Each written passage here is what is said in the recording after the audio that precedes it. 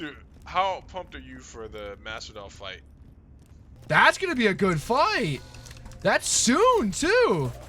Well, let me ask you a question. What do you think about them making the bad belt? You know, I'm not sure. You know, they it seems cheesy, dude. Yeah, but boxing did it. They made the money belt for when Floyd fought Conor. Did they make a money belt? Yeah. It was a $2 million belt. Did you ever watch that rigged fight? It wasn't rigged, but I like to call it rigged. The one where Floyd Mayweather fought that Japanese guy? A tiny little man. Oh yeah. You know how I know it was not a legit fight? When's the last time you saw Floyd Mayweather walk someone down like that? When's the last time he fought someone that would let him walk him down like that? That's the thing. True. Like, True. We're talking about guys who do not box professionally. Floyd doesn't have anything to worry about with these guys. The most he's got to worry about is like, will they get lucky and hit me with some type of haymaker, you know? Yeah. I mean, it's just kind of silly that. Oh wow, I just got like a quad grenade. That's awesome. Yeah, I don't know, man. But what was his last real fight was Pacquiao? Yeah. Did he fight anyone after that? Yeah, he fought Berto.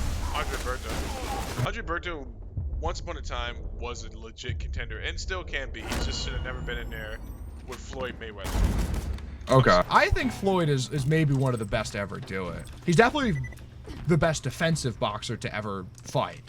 Absolutely. Right. Absolutely. But is he maybe the best boxer ever? He's probably up there. You know what's crazy? He will always be Canelo's fat ex-girlfriend situation. Like, I can't believe this happened. You know what I'm saying? He walked Canelo. Yeah, he beat up Canelo. He made Canelo. He made a fool. It was also a 19-year-old Canelo. He got what he deserved, dude. I'm serious, dude. At some point, down again. At some point, someone, me too. Someone gassed him enough to believe that he was good enough to beat this guy. And that's what I was talking about earlier today. There are consequences for thinking stupid thoughts. Yeah, again, I've only really gotten into boxing very, very recently. But boxing is such a, honestly, it's the most rigged sport maybe ever. The thing about boxing though, man, that I love about it is because it's not all points of contact for fighting. And it really does require like a skill level to stay evasive and offensive in that situation. Oh, yeah. Yeah, absolutely. There's a thing with boxing where you have to pop in and out of someone, right? You have to get into their range and out of their range before they realize that you were there. Make them guess their range, make them guess what they're doing, and then you hit them, and then they guess it again. And so that brings me to my next point. Okay. At what point while you're playing COD or playing these games, shooters, where does that register? And I'm not trying to be a dick. Like, where does it register the talent level? I guess is what I'm trying to say. Like the way you just described how boxers have to be, that has to exist when people play games professionally, right? Like it's like, oh, this guy's got a mean eye for.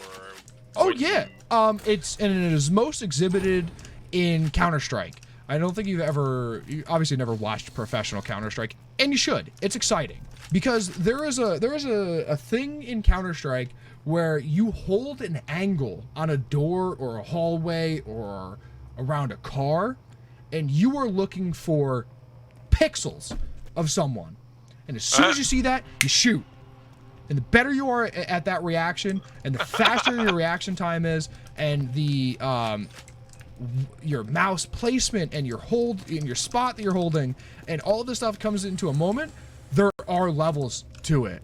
And it is something that's actually really interesting to watch. In Call of Duty, there is the same. It's all reaction time. It's all gun skill. It's all, I don't know. You see people get outclassed sometimes, and it's interesting to watch. They're not the most fun matches to watch, but it's also good to watch, you know, people get completely outclassed, because then it's like, okay, there's levels to this. I just fell to my death. Yeah, no, there's definitely that. You should watch Counter-Strike. You probably actually enjoy it. I know you just watch it. Watching a Counter-Strike, like a major or something. Not even a major. Just watch a series of games. I think you would probably enjoy it, because there is so much differential in skill and And you know, there's an element of luck to it, because a lot of video games unfortunately have an element of luck, and who's better at manipulating that luck usually wins. But there's a huge skill gap. Those guys, like a professional Counter-Strike player, would make me look silly in any game. Well, it's Shroud. Shroud. Every person. Shroud was a good, the top end of medium, the high end, or the top end of medium or the low end of high Counter-Strike player. He wasn't the best. There's a million other Shrouds, or you know, probably 50 other Shrouds of people who have that same reaction time, that same game knowledge, that same ability to aim at your head no matter what situation, where I'm moving, how I'm moving, where I'm going to move. There are other people who could do that. Shroud's just the most popular. If you really want to look up, we talk about people whose careers or whatever were stunted by something, or were never able to take off. Yeah, there's a guy named Scream who had a very unfortunate series of teams that he was on, and really never went anywhere the way that he should have in, wow, I just got blown up, in professional Counter-Strike. But the guy maybe has the best aim on the planet. I think his aim is significantly better than Shroud's. It's just like, it's also in these games, right? Because there's 5 or 10 people on a map, or 8 or 10 people on a map, and Counter-Strike has his presence on a map makes people play different, right? Kenny S's presence on a map, he's like maybe touted as the best sniper in Counter-Strike, or at least he used to be when I was watching a lot. His presence on a map will make a team play different, because it's like, okay, well, yeah, it's because I can't go down that line of sight because Kenny's going to be there and he's going to know where I'm there before I'm there. He's going to pre-fire me, because like these guys have played so many games. It's like, right, so like when you're fighting and someone like feints a right and they move their shoulder back, they're going to throw a left, right? Mm-hmm. And because it's gonna pressure you in, they're pressure that left side. He will count the amount of seconds that have gone by and will know that it takes someone, if they're running with their knife out, because you run faster with a knife, how many seconds it'll take them to get from spawn to the spot that he's looking, and you could shoot and know where they're gonna be there. That is talent, dude. That is absolutely talent. Yeah. That's just not a luck thing. That's like just a hyper type of awareness. And these guys have incredible game knowledge. In Call of Duty, if we're on a map, right?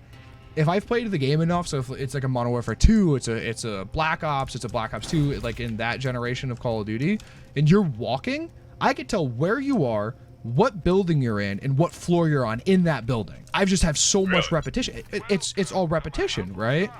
When you throw combos and fighting, it's repetition. It's repetition. Yeah, but it's also like it's hard to explain. There's a framework that goes with studying something, right?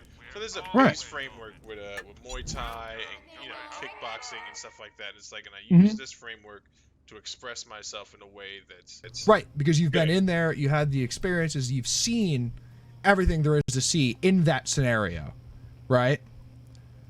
Almost everything, yeah. Right, almost everything, right? So like, you know when someone is gonna throw a kick, right? You just like, you're seeing it before they do, almost. If you're significantly better than the other person, right? You're gonna see what they're gonna do by their body language.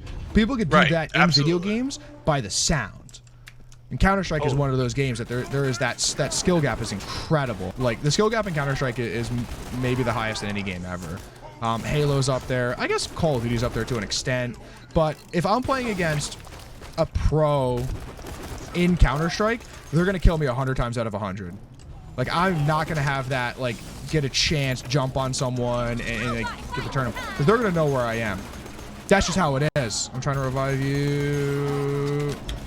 But in Call of Duty, if I'm playing a pro, I can get 4 out of 10 kills, something like that, right? Right. Because there is that level, the skill gap is just not as high. Oh, really? Okay. Yes. Yeah. By far. And I as much as I've played Call of Duty in my life, and how much of a Call of Duty player I consider myself, I know that the skill gap in a Counter-Strike, or I don't know, maybe a Halo. I've never not played too much Halo, but in Counter-Strike for sure, there is that skill gap that I know that I could not ever get over. League of Legends is another game. You know, I can send you a clip of a player. His name is AmaCutiePie. He was. Yeah. I've heard that name. I think either from you guys or somewhere else. There's a situation where a character named Malphite. His ultimate ability is to like dash forward and knock you up, right? He waits until Malphite is in dash and on top of you, and it's not like it's a 3-second dash where it's like, okay, I could do this, now I'm gone, right? It's I think it's like 0.3 seconds or something that it takes from start to finish, and as he's on top of him, about to like make that 0.3 second connection to knock him up, he flashes and he gets away. And it was such a, I don't know, it's hard to explain. It's like a hook coming at your face. You feel the wind that you get right before you get hit, and you duck and it misses. Okay. It's that close. Right? It's a thing that's not possible outside of video games. But he does it, and he's done it multiple times. And it's a thing that he could do. It's incredible. It is a level and skill gap. That's insane. It's insane to think about like how intense everything you just said sounded. and that there are people that are that freaking good on a keyboard and mouse, so I can't